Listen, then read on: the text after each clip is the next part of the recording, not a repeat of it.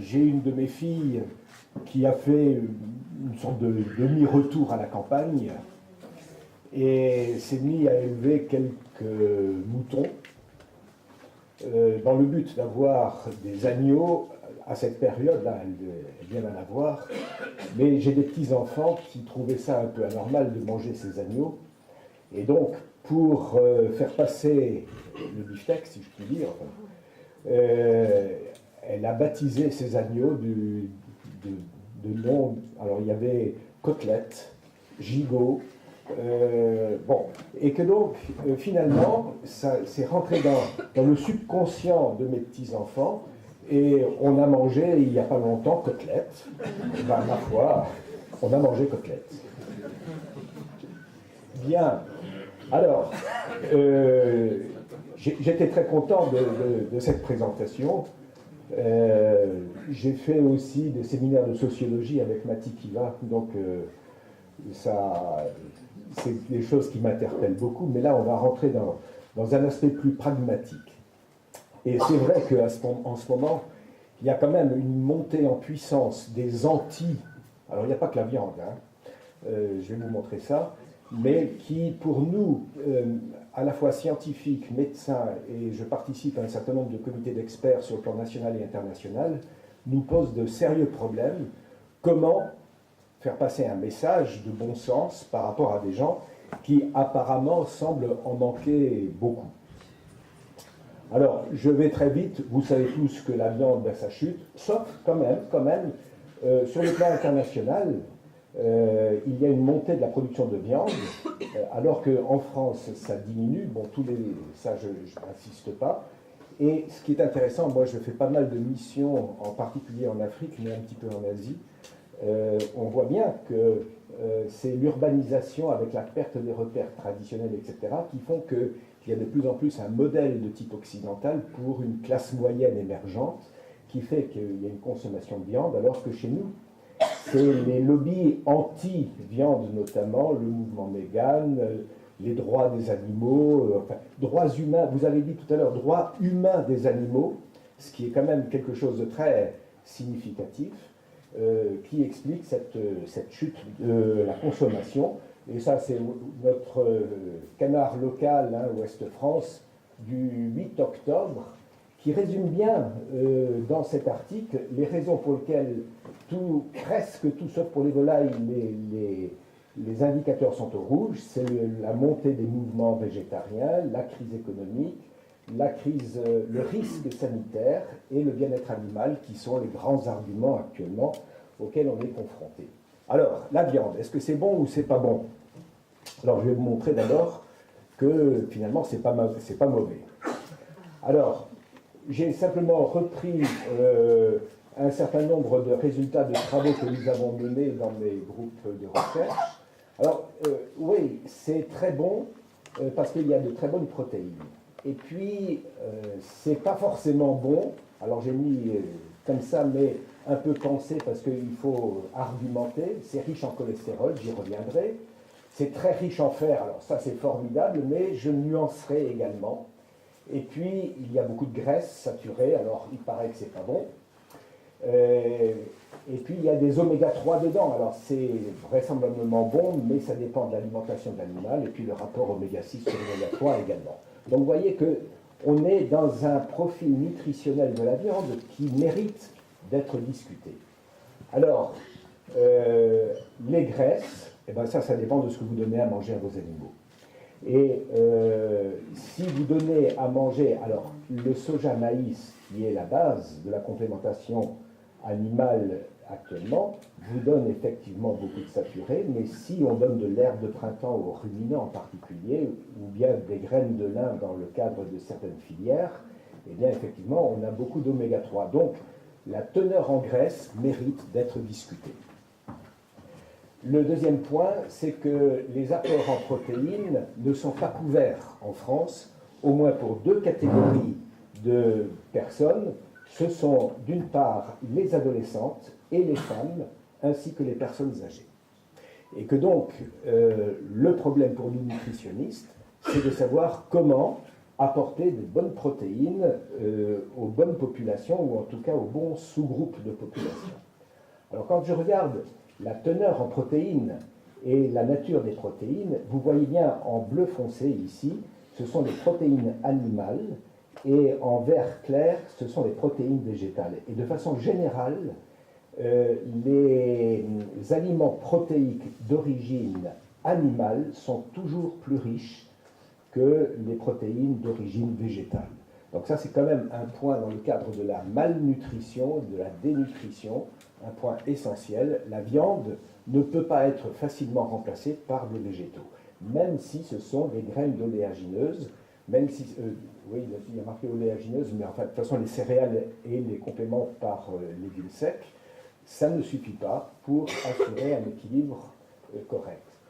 D'autre part, il y a un terme qu'on ne connaît pas très bien dans le grand public, c'est la biodisponibilité, c'est-à-dire la capacité, quand vous avez un aliment, pour que cet aliment soit parfaitement intégré dans l'organisme.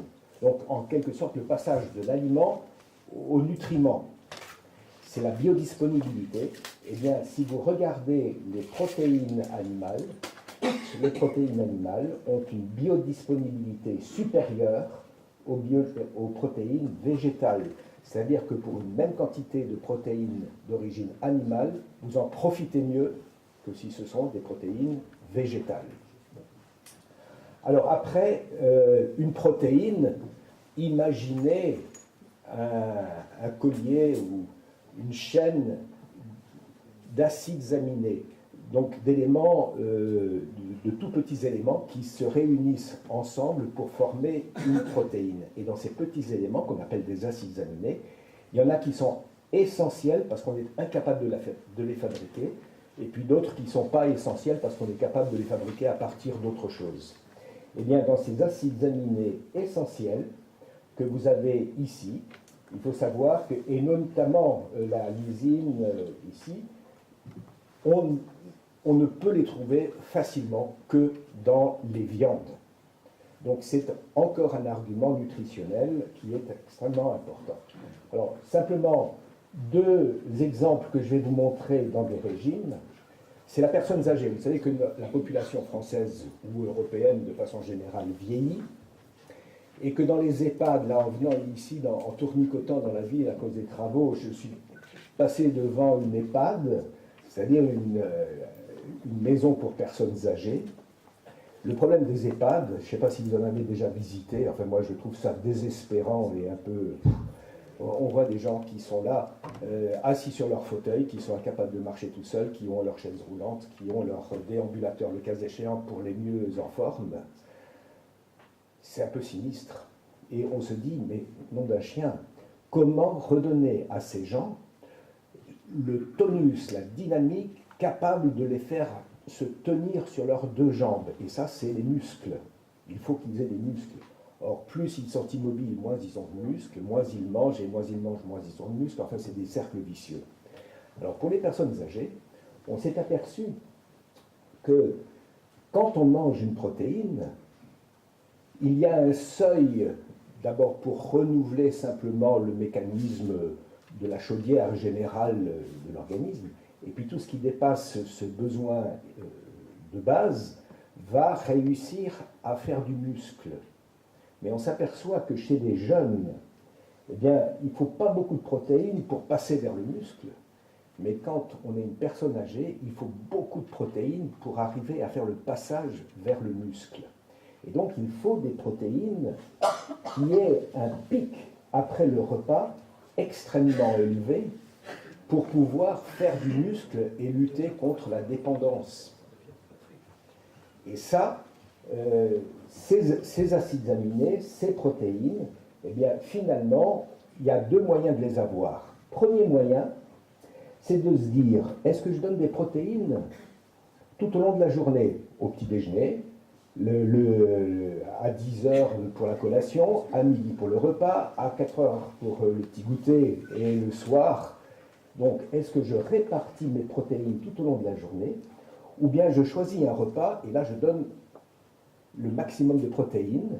Eh bien, on s'aperçoit qu'en termes d'assimilation de répartir sur la journée, ça ne marche pas très bien, mais que si on répartit tout sur le déjeuner, alors là, on a une flambée de concentration de ces protéines sur les muscles et les gens se portent beaucoup mieux.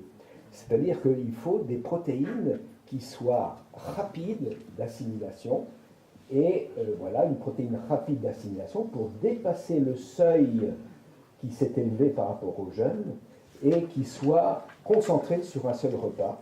Et on a regardé dans les différentes protéines lesquelles marchaient le mieux pour ça.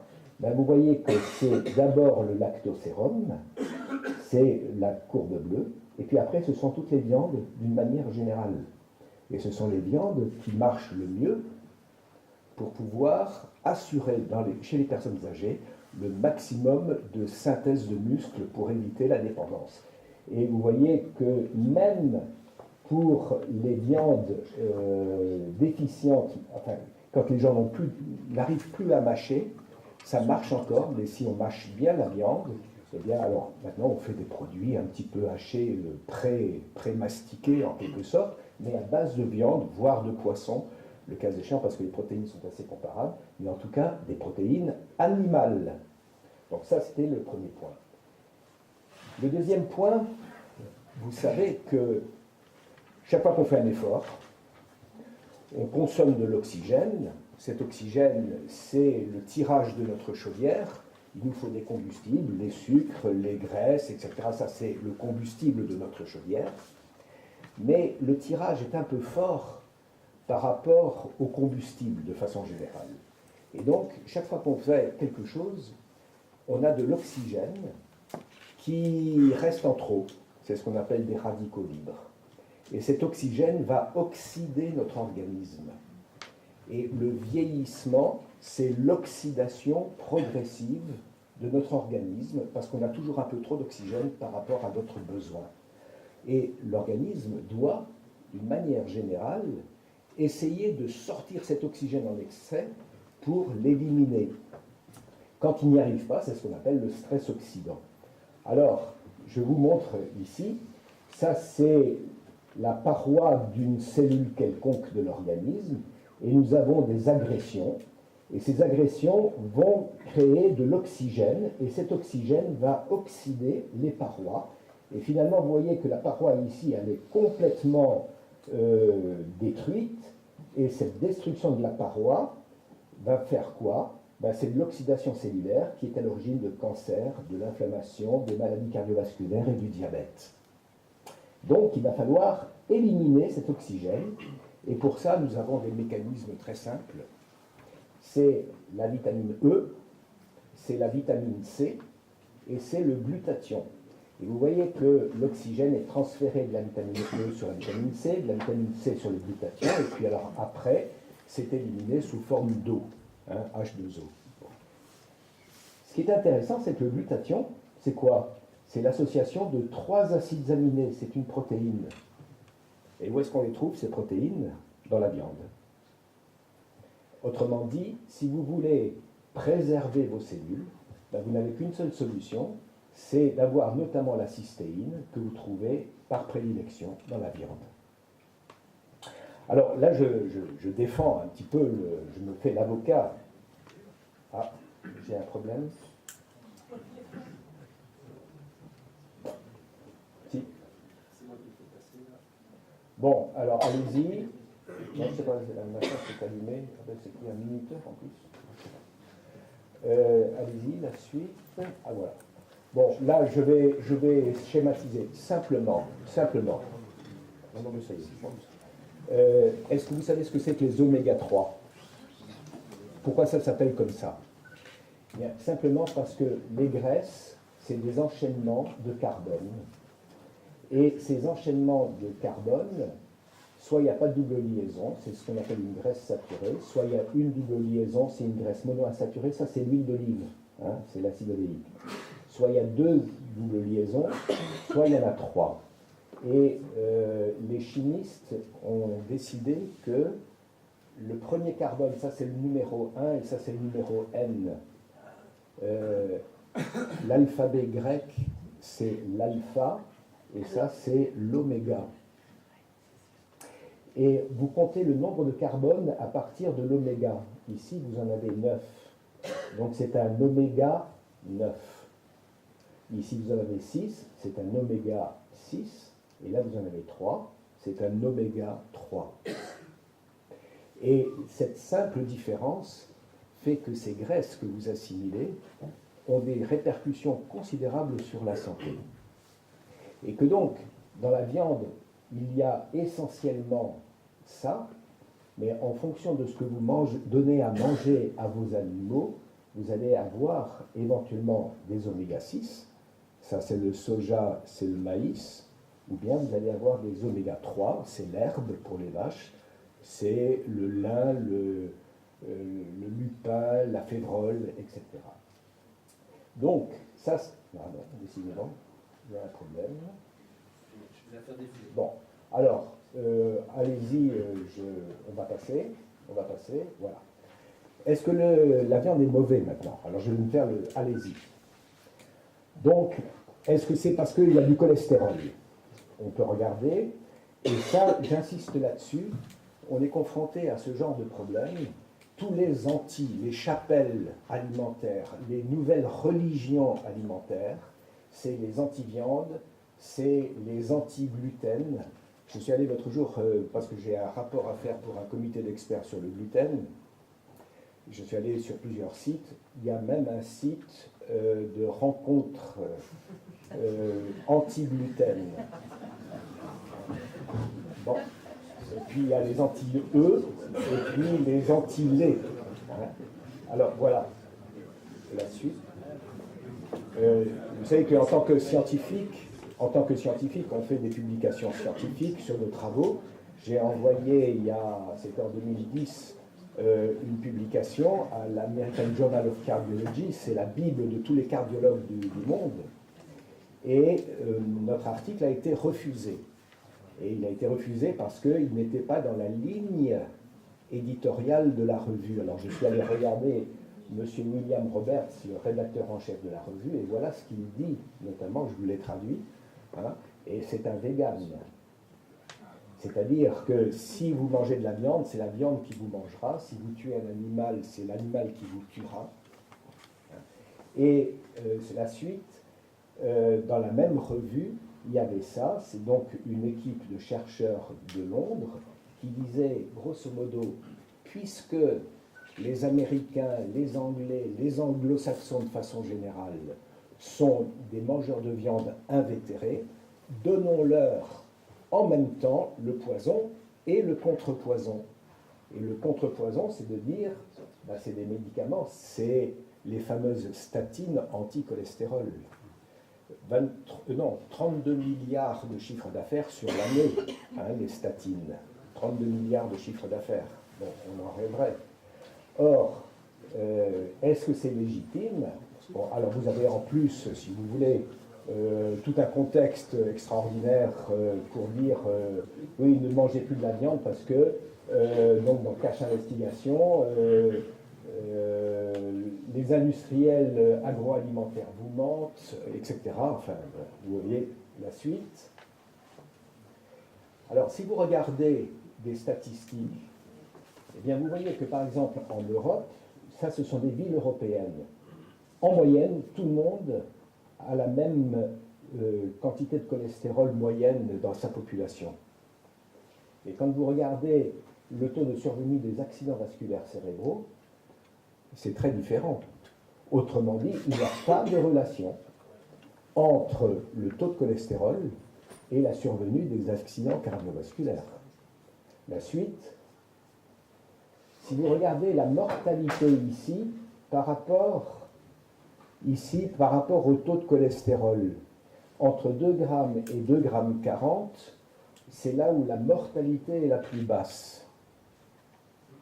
Si vous diminuez votre cholestérol, la mortalité augmente de façon considérable.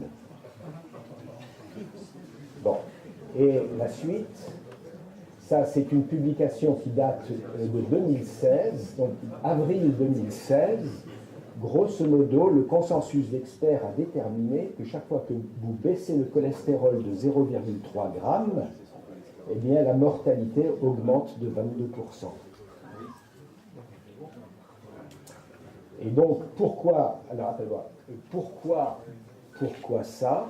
Ben parce que le lobby des statines est tellement puissant, avec 32 milliards. Qu'est-ce que vous êtes, vous, avec vos petits 100 000 euros de budget de publication par rapport à des milliards de budget de publication? Et comment, pour nous, médecins, faire la part des choses? Je vais vous faire un aveu. Nous avons le droit de prescrire des médicaments qui ne sont pas en AMM. Si vous voulez, AMM, c'est l'autorisation de mise sur le marché. Bon, et chaque médicament a une AMM très précise. Donc il m'est arrivé de prescrire un médicament en dehors de l'AMM parce que j'estimais que ça...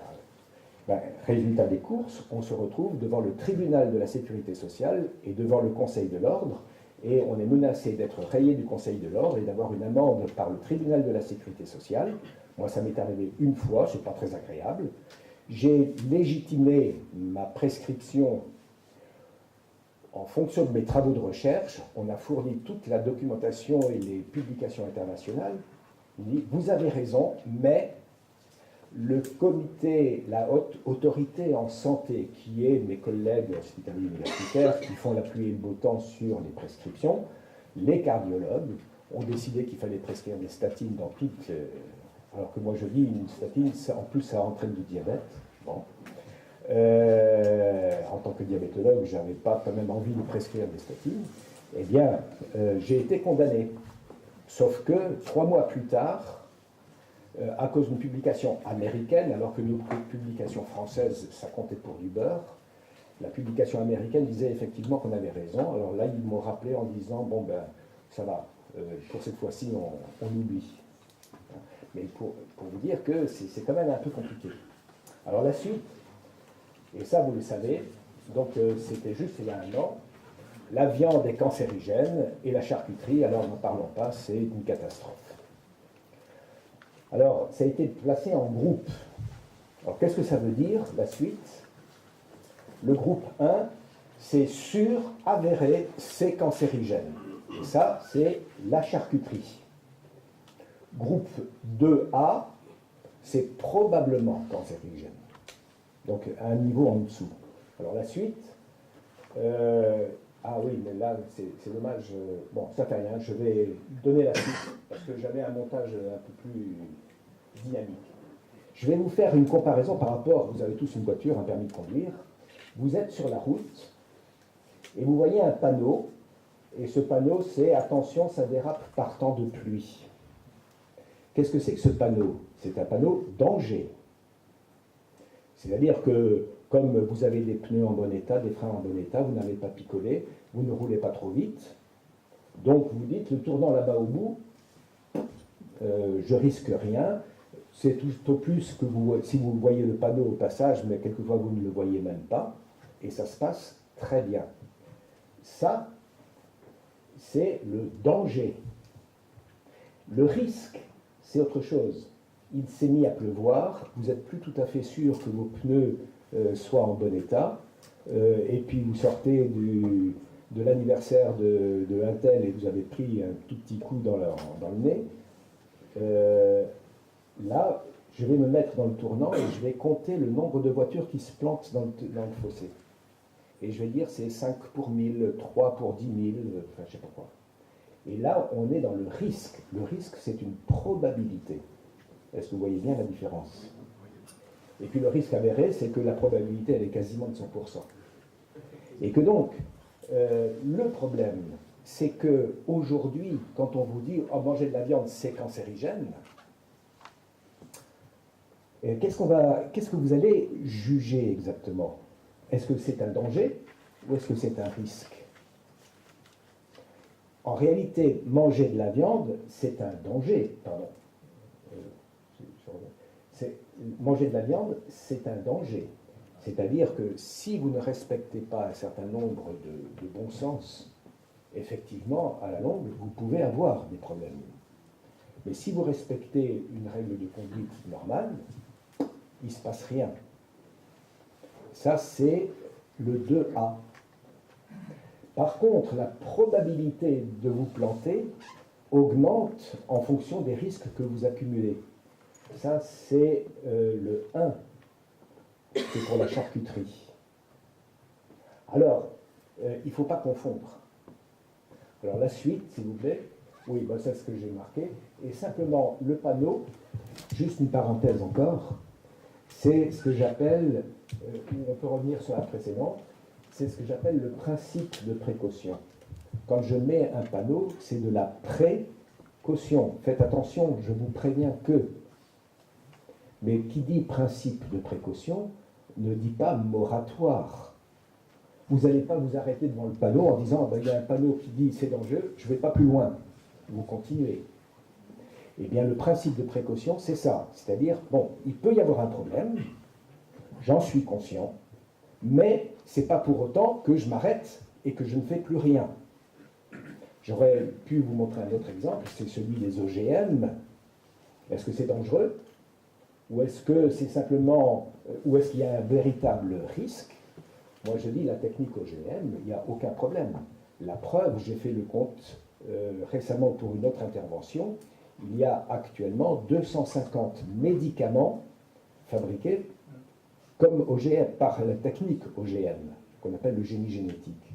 250 médicaments, et pas des moindres, puisque c'est toutes les insulines pour les diabétiques actuellement qui sont fabriquées comme ça. Les hormones de croissance pour faire grandir les enfants qui sont trop petits. L'EPO pour les gens qui passent en rein artificiel, etc. Ça, c'est fabriqué par... Ce sont des OGM, donc ce n'est pas la technique. C'est l'usage qu'on en fait, mais ce n'est pas la technique. On est bien d'accord là-dessus? Alors, la suite. Bon, alors, dans la viande, on connaît ça, mais je vais passer très très très vite. Je regarde l'heure. Oui, j'ai 5 minutes, ça va? Bon. Bon, il y a les nitrosamines, les benzopyrènes, vous savez ce que c'est tout ça. C'est si vous faites trop cuire, si vous faites la suite, si vous encore, les benzopyrènes, si vous faites un barbecue.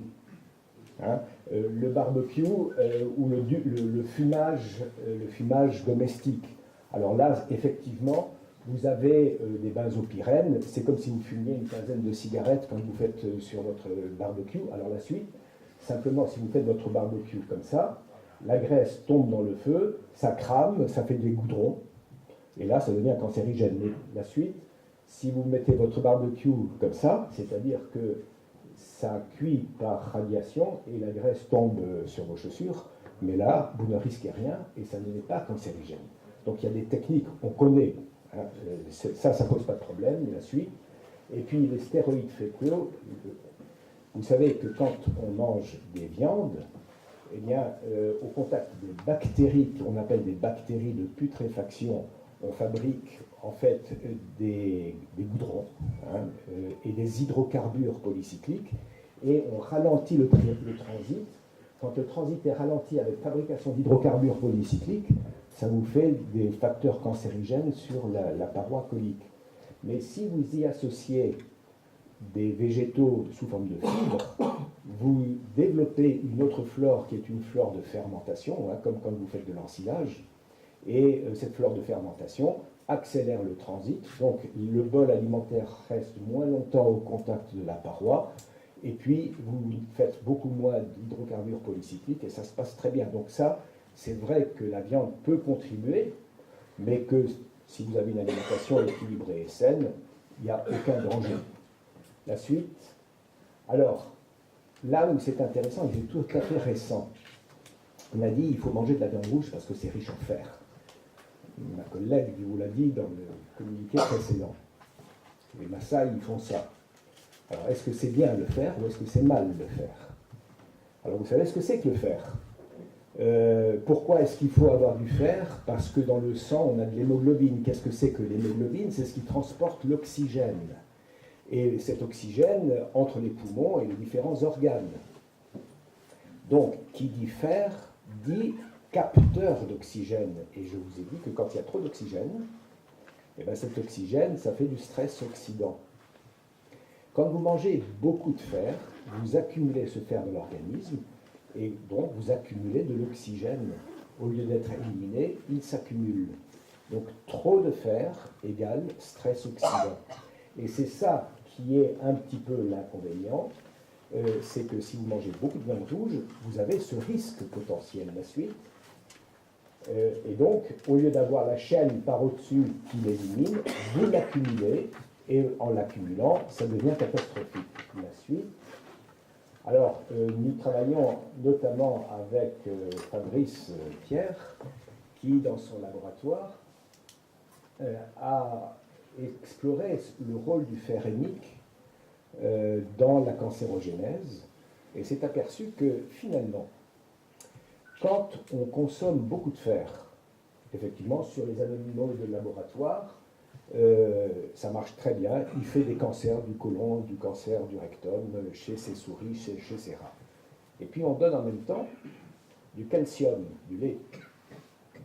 Pour nous, c'est le lait, c'est le fromage, le lait Ribot, enfin tous les produits laitiers qui ont la principale richesse et biodisponibilité en calcium. Eh bien, le calcium pique le fer. C'est ce qu'on appelle un chélateur. Ça pique le fer et ça empêche que ce fer ne capte trop d'oxygène. Et donc, on a montré que quand on donne l'association viande et laitage dans un régime, eh ben, le risque cancérigène de la viande disparaît. Ce qui est encore une plaidoirie pour un équilibre alimentaire. Voilà. Alors, je vais... la suite, allez-y. Alors, juste, l'environnement, on nous a dit, oh, ben, les vaches, ça pollue. Hein, et les cochons, c'est terrible pour le milieu, la pollution. Alors, simplement une petite réflexion. Vous avez ici tout ce qui est production énergétique dans le pays, 35% des émissions de gaz à effet de serre. Transport, 27%. Et vous, à la maison, c'est 18%. Vous oubliez d'éteindre votre ordinateur le soir, vous avez les petites loupiottes des LED qui brûlent toute la nuit, vous avez, etc. 18%. Et puis l'agriculture, c'est à peu près 20%. Mais dans cette répartition agricole, la machinerie, les tracteurs, c'est que 2%. La production végétale et la production animale, c'est équivalent en émissions de gaz à effet de serre. Alors que les végans nous disent, nous, on est bien meilleurs, je dis, c'est pas vrai. C'est équivalent. Et parmi les 9% globaux attribués à l'élevage, les vaches, c'est un tiers. Alors, un tiers sous forme de méthane, 95% du méthane, ce sont des rots, et puis 5%, ce sont des paies. Alors, quand on dit que la vache pète, non, la vache rote. Hein. Alors, nous avons mesuré la suite, la quantité de méthane émise par une vache, en mettant, c'est avec la station de Vinara de Clermont-Ferrand, en mettant des masques à gaz, et puis la suite, ou en faisant ça, c'est-à-dire qu'on met un cathéter dans la panse de la vache avec un ballon gonflable sur le dos, et ça permet d'avoir ça, notre bonne vache bretonne, hein, que vous connaissez tous, éructe 1000 litres de méthane par jour. 1000 litres de méthane par jour, il faut le multiplier par 22 pour avoir l'équivalent en gaz carbonique. Donc 22 000 litres de gaz carbonique par jour pour une vache. Bon. Alors, est-ce que c'est bien, est-ce que c'est mal? Alors, nous avons regardé la suite, toujours, donc c'est Martin à Clermont-Ferrand, qui a regardé, ici on a donné des graines de lin extrudées, donc riches en oméga 3, 0, une première, deuxième, troisième concentration, et ça c'est les émissions de gaz de méthane. Et donc vous voyez que plus on ajoute des oméga 3, plus on diminue la quantité de méthane, mais ça c'est la production laitière, c'est-à-dire qu'on ne touche pas à la production laitière. Autrement dit, c'est comme quand votre voiture, vous réglez le carburateur avec le bon combustible. Quand vous avez un bon carburateur avec un bon combustible, vous avez une puissance et une facilité de votre voiture qui est bien meilleure que si vous avez un mauvais carburateur, que vous mettiez du gasoil dans une voiture à essence, ça ne marche pas. Eh bien, voilà la preuve qu'on peut effectivement changer énormément dans le côté pollution, simplement en jouant sur l'alimentation de l'élevage. Ensuite, je crois que c'est la dernière. Non, alors, on va passer à l'autre. Alors, pour être, là j'ai quasiment terminé, avec 7 laboratoires de recherche, pendant 3 ans et demi, nous avons fait une étude et cette étude, vous pouvez passer la diapositive suivante, où nous avons analysé 8 menus. Un menu standard. Alors, vous savez qu'il y a des enquêtes, qu'on appelle les enquêtes du Sequal. Les enquêtes du Sequal, c'est comment la population française normale, moyenne, vous et moi, comment on mange d'habitude. Et puis, vous avez le régime PNNS. Ça, c'est le régime du Programme national nutrition santé, tel que depuis 15 ans maintenant, le ministère de la Santé nous dit c'est comme ça qu'il faut manger et c'est pas autrement. Alors, c'est un peu de tout, omnivore, mais sans excès. Enfin, je schématise. Et puis, vous avez un menu sans poisson, parce que vous avez aussi, certes, les gens qui sont anti-viande, mais vous avez les anti-poissons. Les anti-poissons en disant la ressource maritime. Alors, moi qui suis alorien, je peux vous dire que c'est pas vrai, mais il y a des lobbies tellement puissants que le seul armement français qui nous reste encore et qui est dans la filière Intermarché est en train de se casser la gueule parce qu'il y a 2 associations, WWF, pour ne pas le citer, et Bloom, qui ont décidé que la pêche du grand fond, que la pêche de ceci, que la pêche de cela, c'était un crime contre l'humanité, et que donc c'est en train de couler un pan économique considérable sur le poisson. Donc on a quand même voulu voir ce que ça donnait un régime sans poisson, et puis on a regardé ce que c'était un régime végétarien. Et comme je vous ai dit que la quantité d'oméga 3 était extrêmement importante sur le plan de la santé, on a décliné ces 4 menus avec des produits issus de la filière Bleu Blanc-Cœur, c'est-à-dire des produits où les animaux ont été élevés avec une supplémentation en graines de lin, en févrole, etc., c'est-à-dire enrichissement en oméga 3. Alors la suite, et voilà tout ce qu'on a,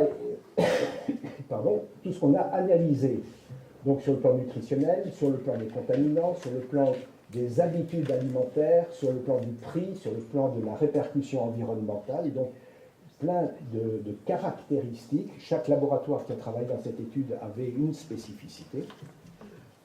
Et on a essayé, en quelque sorte, de concilier l'ensemble de ces caractéristiques pour savoir qu'est-ce que je peux, moi, par exemple, en tant que médecin, qu'est-ce que je peux vous préconiser comme type alimentaire qui soit le mieux adapté dans votre comportement du quotidien.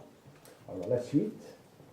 Alors, si vous voulez, on a regardé la composition des aliments, notamment en protéines. Alors, juste un exemple, évidemment, viande, volaille, charcuterie, poisson, ben, les végétariens, ils en ont 0. Et puis, on a regardé combien, dans les régimes qu'on avait fait, l'apport moyen des protéines, et puis la suite, l'apport moyen des graisses. Alors, partout où c'est rouge, c'est pas bon. Là où c'est vert, c'est très bien. Là où c'est orange, ben, c'est entre les deux. Donc on a fait des analyses extrêmement fouillées, détaillées sur les régimes enfin, sur les compositions de nos régimes. La suite, je passe vite. Et puis on a regardé le prix. Alors on a vu qu'il y avait des régimes qui ne coûtaient pas cher, mais qui étaient très peu équilibrés, des régimes qui ne coûtaient pas cher, qui coûtaient très cher, mais qui étaient très peu équilibrés, et des régimes entre les deux. Donc vous voyez, on a je vous passe le détail, mais on a regardé aussi au point de vue prix, qu'est-ce qui était le mieux, la suite. Et puis, on a regardé l'influence de l'alimentation des animaux sur la qualité nutritionnelle, alors que ce soit pour les vaches, pour les poules, pour le porc, enfin pour toutes les catégories animales d'élevage, dans les œufs également, etc. Donc, on a tenu compte de ces critères, la suite. Et on a regardé la motivation des choix. Alors ça revient tout à fait à ce qu'on vous a dit tout à l'heure à propos de la bouteille de lait où on marquait poison par-dessus. C'est que, par exemple, pour de la saucisse, je prends cet exemple, quand on dit aux gens dans une restauration collective, donc ça c'était une étude faite en restauration collective, et on leur a dit, bon ben voilà de la saucisse standard, par rapport au choix qu'ils avaient en matière de protéines, ben, vous voyez qu'il n'y en a que 9% qui ont choisi. Et quand on leur disait c'est de la saucisse de morteau fabriquée chez monsieur Intel à tel endroit, il y en avait 91% qui prenaient la saucisse. Et on a refait ça pour l'ensemble des morceaux, et vous voyez partout, sans exception, que chaque fois qu'on disait « Ah, mais c'est l'agriculteur un tel, à tel endroit, dans tel truc, et si possible à proximité », qui faisait que les gens allaient choisir leur morceau. Donc vous voyez que là, on est vraiment dans la construction mentale des gens. Hein, ça n'a rien d'objectif, puisque c'était exactement les mêmes morceaux. La suite, bon, ça je vous l'ai montré, on peut passer. Et on a fait une étude de cycle de vie. Alors là, je n'ai pas le temps de vous le détailler, mais c'est extrêmement intéressant. Au fond, qui est-ce qui gaspille? Et il faut savoir qu'à la maison, nous gaspillons près de 35% de l'ensemble des produits. 35%. Donc c'est aussi un renvoi à notre responsabilité individuelle, familiale. Qu'est-ce que nous faisons de nos produits? Ah, ça a dépassé la date limite d'utilisation, je fous à la poubelle, etc., etc. C'est-à-dire que nous avons une réflexion à avoir sur notre comportement individuel, et puis sur ici, là c'est de l'ordre de 15%, et vous avez des répartitions selon toute la chaîne de production, de transformation et de distribution et de consommation qui permettent de savoir dans un cycle de vie d'un produit, au fond, qui est responsable de quoi. Alors, à partir de là, la suivante, ça sera ma dernière diapositive, nous avons essayé de voir finalement quel était le régime le meilleur. Alors, tout dépend quelle est l'unité de mesure que nous allons prendre. Si je prends les émissions, par exemple, de gaz, alors là j'ai pris la pollution, hein, mais j'aurais pu prendre la nutrition, tout ce que vous voulez.